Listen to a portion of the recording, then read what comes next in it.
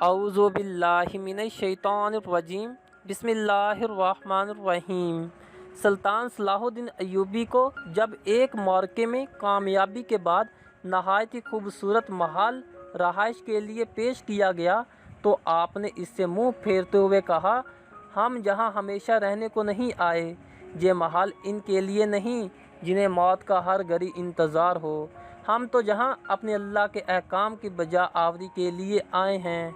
सलाहुद्दीन जब काहिरा के हुक्मरान बने तो बहुत बड़ा ख़जाना इनके हाथ लगा, लेकिन सुल्तान ने इसमें से कुछ भी नहीं लिया, सब कुछ अपने मातहतों में बांट दिया। वफ़ात के वक्त सुल्तान का कुल असासा सिर्फ 1 दिनार और 40 तोले चांदी के सिक्के थे। इनकी तजहीज़ो तदफीन के लिए कर्ज लेना पड़ा।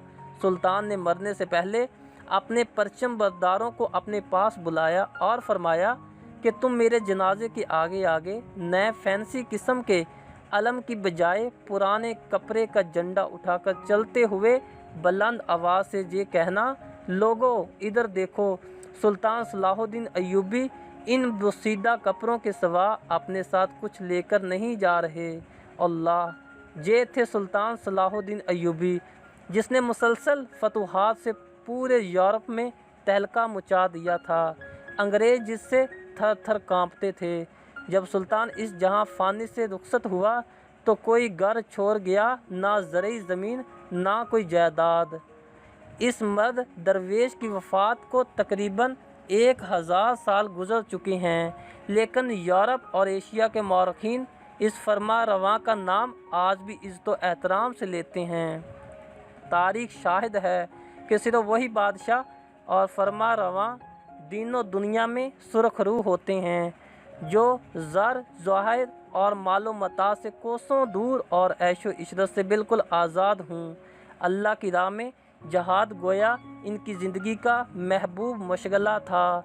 जहाद का शौक़ आपके दिल में यूँ जागज़ी था कि सवाए जंग और जहाद फ़ी सबीलिल्लाह के ज़िक्र के और कोई बात और कोई काम इन्हें सूझता ही न था।